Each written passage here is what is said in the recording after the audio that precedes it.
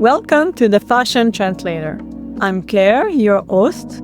Together we explore how AI and innovation are reshaping the fashion industry through creativity, technology, and global partnership. For today's episode, I'm welcoming Milissa Gibson, Sales Director at Lane 7 Apparel. Milissa, thank you for joining us today. Please introduce yourself and the company. Yeah, I'm Milissa with Lane 7 Apparel, as you said. I've been with the company for 4.5 years now, and Lane 7 is a premium t-shirt and fleece company specializing in blanks. I have all trend-forward stuff with kind of the right colors and silhouettes and that people are looking for right now. Tell us what made you gravitate towards the fashion industry, apparel business. Totally by mistake.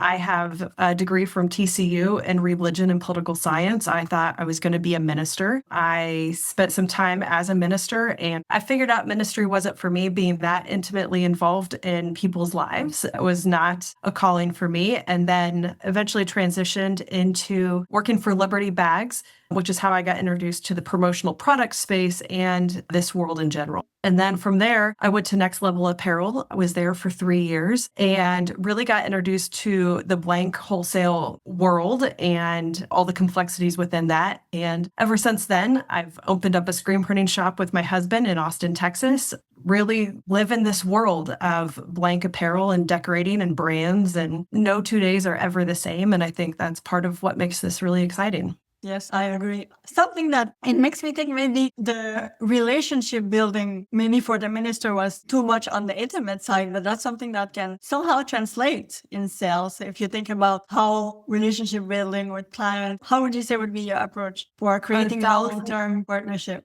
Yeah, 1,000%. My parents are both ministers, and we were just talking the other day. They're like, what do you do when you go into meetings? And I broke down what my strategy is and really taking it not as a broad-based approach, but as a curated approach per customer and listening to where their business is, where their business is struggling, where they need help, where they're succeeding. And they're like, you realize that's just pastoral care, a different light, taking all those nurturing pieces that I do love and taking it in a more of a business aspect has really helped me build my career and trust within the industry and trying to be more holistic with how I approach customers and their companies. Yeah, see how that's an approach that would work. Definitely, I think it must be one of the pillars for the success of your company. And if we think about this type of product, it's all about promoting the brand and making it visible and heard. So I think that's also just a general continuation of the mission. Yeah, for Lane 7 specifically, being a brand behind the brand, so often making sure that brands have a garment that truly represents who they are and where they want to be. Having the right silhouettes, the right colors at the exact right time is a really difficult combination to hit continually. And making sure inventory is where you need it, when you need it, to help reduce waste and all of those other things is really at the cornerstone of the methodology of Lane 7.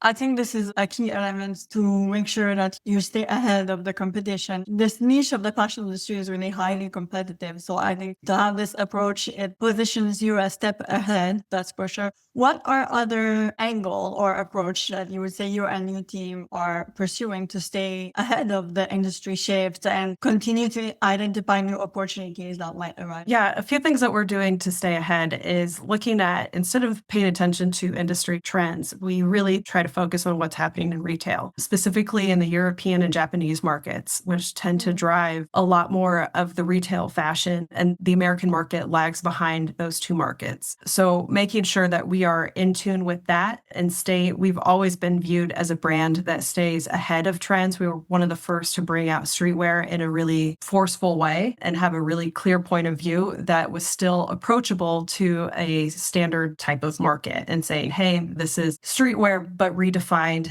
to make it more approachable for brands as a whole. And as the streetwear movement has really taken hold of the market, all that heavyweight stuff, we've become a cornerstone in that space as well. Could you tell us a bit more about this strategy that you're mentioning, keeping an eye on European and Japanese market, but I'm sure they need to be translated and more adapted for USA market?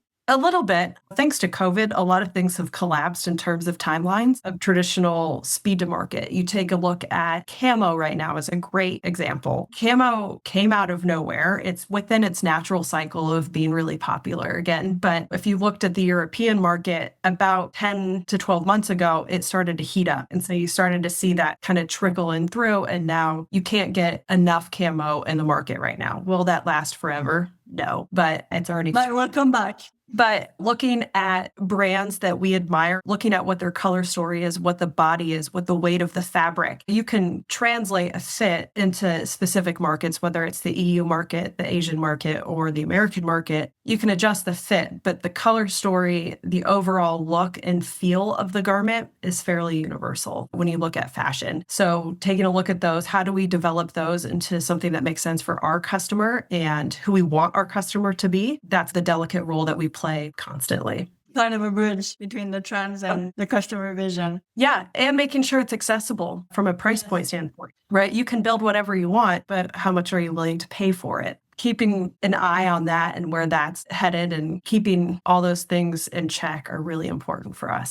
Yes, I would say it's a very important balance to keep the colors and that you have to have this fashion element, but it also needs to be commercial. Like it needs to hit exactly what the customer is prepared to receive and yet having them look towards the future, right? Yep, absolutely. When it comes to expanding your market reach or increasing in sales volume, what strategy have been working well for you? Go back to the basics, get in front of people, keep calling, keep talking. And even though it's a no right now, it just means not yet. And staying close to the customers, keeping it close on trends. My sales team and I have strategies all the time that evolve. Just go back. Eventually it will come. There's customers I've been working on for 10 years that are just now starting to work with me. I had a customer tell me the other day, they're like, if it weren't for you just keeping coming back every 6 months or so and saying, hey, is now the time, I wouldn't have ever gotten that business. I think that's a smart approach. And would you say that building a community also around it to keep people connected also contribute to that? Yeah. And there's a few things that sales teams so often do, and you're seeing more and more of it now with the addition of AI. They're leaning on really lazy methods. What people are craving now more than ever is human connection and salespeople to be a partner in some ways in their business, giving them a little bit more transparency. We've got a much bigger global view of what's happening in the marketplace than someone in their own individual shop or with their brand. They're head down and focused. We can be that lever that's, hey, look around. This is what's happening. You may want to get ahead of this and not relying on automated emails and things like that to do the physical check-in, I think is more important now than ever as we receive 10 million AI generated emails every day, not to be part of that noise, to be part of the authenticity of a human connection and partnership. Yeah, I think the more we go forward when it comes to AI and technology, the more space it takes, the stronger we'll have this need for human connection. What would be a balanced way for you? What would be your perspective on, are you using it for certain back-end things? What would you say is a good balance between the technology and AI and sales? What does that look like for you? I think there is a balance in the way that I view, this is not my original thought. I got this off of a Planet Money podcast, but we use AI as a tool, not as a solution. We use it in a lot of back end things, looking at reports, giving us information back much faster than we would have been able to do by ourselves. There's also that balance of keeping the human in it, reviewing what AI is giving back to you, because it has a tendency to lie and hallucinate and all those things. And it's still a baby. But it's been great for prospecting and for follow-up. It's been fantastic, helping me personally build out some of our CRM flows and things like that, coming up with ideas, having it be that thing that bounces back to you. I have my own ChatGPT set up to be really mean and play devil's advocate all the time, which helps me, right? Because I don't need something to agree with me. I already agree with me. I also tweet mine. Just tell it to me as it is. Be straightforward. Yeah, don't lie to me. Don't make me feel good. Don't lie. All of those things are really important to put in there. Yes. But it has, from a planning standpoint for my sales team, it has transformed how they book and look at their meetings, how they're prospecting, all of those things. It has made things so much faster. Is it still wrong? A lot, yeah, but at least it's getting there. It's becoming more and more of our strategy of how we're feeding AI information because it doesn't go off Google, doesn't go off your website, it goes off different resources. So making sure we're feeding AI accurate information about our brand and all of those things are part of our it's going to keep learning about your brand. It's getting more and more focused and more educated on what exactly your business are, what your needs are, what's the goals, and it's improving every day. I agree, like it's still really new, so there's a lot of trial and error. If we just think like when internet started and things are evolving so much faster, the speed of things, it's crazy. And I feel like in a way also something that is beautiful is that it frees up so much of the repetitive task or the mind-numbing task that individual would get bored, or even your brain goes into a mode that you're not creative anymore. And even to have human interaction, if your brain is free of these repetitive tasks that puts you to sleep, then your interaction is right away more human. And to make the interaction better, to make it more authentic,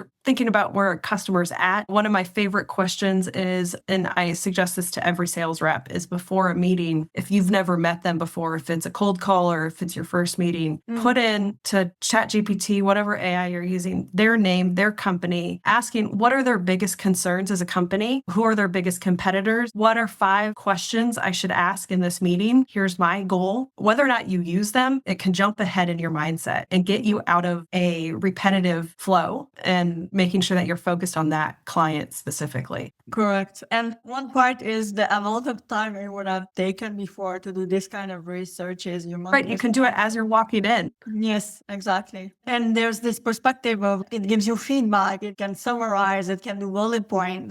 It's also making this whole process a lot more streamlined. Yes, absolutely. Since we're on the topic of AI and technology, what are some area in sales that you would see it evolving towards? Like other area that it could be utilized? That's a great question. And I'm not 100% sure where or how, but I think it's going to get better at follow-up. Especially with you think about AI recorded meetings and slipping that into an AI to give you a proper follow-up. If you have a CRM or kind of a system that you're using, it can help build that out and keep you more on track. For salespeople, we are typically high functioning ADHD. We have to pivot our brain, constantly have all those plates spinning all the time and be able to leave things, pick things up, leave them. And so I think keeping people on track is going to be a huge piece of it. Like we were talking about, getting that more individualized resource and attention to a customer. I think that's going to be where it starts to head. We haven't reached the tipping point yet. There's going to be some backlash on AI calls and things like that. We're starting putting these solutions, but it's not far enough yet really be a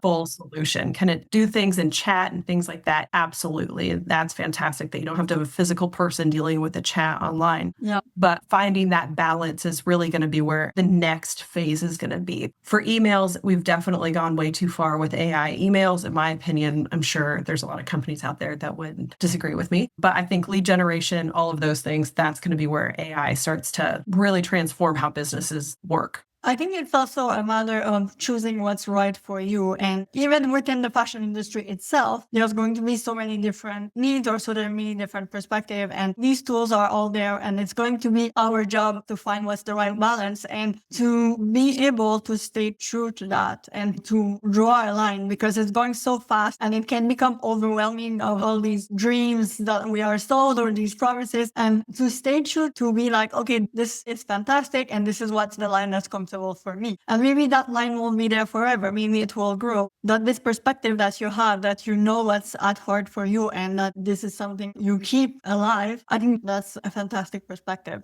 From a brand standpoint, at some point, you can create all these ideas in AI. You can have it create an entire collection. At some point, it still has to be executed. That lift from AI to execution, that part hasn't been figured out yet. Right. And as you get into production, for fashion, that's going to be really where it gets really interesting, is the efficiencies that it's going to find from a sewing line, knit, cut. So finding efficiencies there, because that's one of the slowest and most manual parts of the apparel production process, is physically making the garments. Picking and pulling, where we've gone with screen printing, I think that's going to have another big shift in that. I think sales is going to be the backseat of all of that. It's going to be used and it's going to be implemented and strategies are going to take hold. But from an evolution standpoint, what I'm excited to see in this industry is from the production side. I agree. I have to say that physical AI is not yet, it's still like it's the last stage.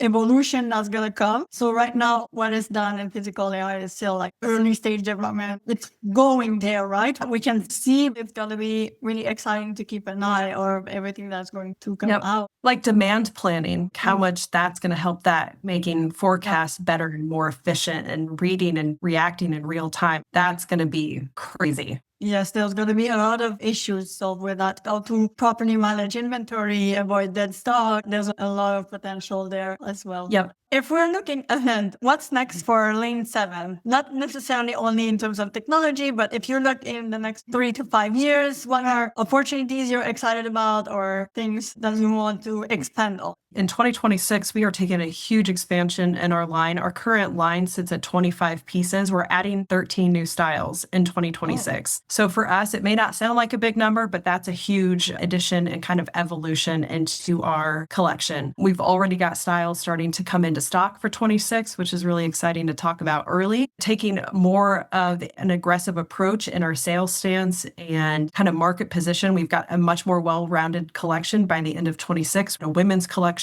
We're adding a couple new weights within our collection that I think will round out where we need to be. And then the color assortment and entering different markets. I'm really excited about looking at different markets and how to enter those and take the brand position that we have with brands and moving it into different markets. Well, Milissa, we'll make sure to keep an eye on and stay connected. For the listeners that also want to keep in touch, all the contacts will be in the bio. Thank you so much for joining me today. Thank you. It was a pleasure. Awesome. Thank you, Claire. I really appreciate it.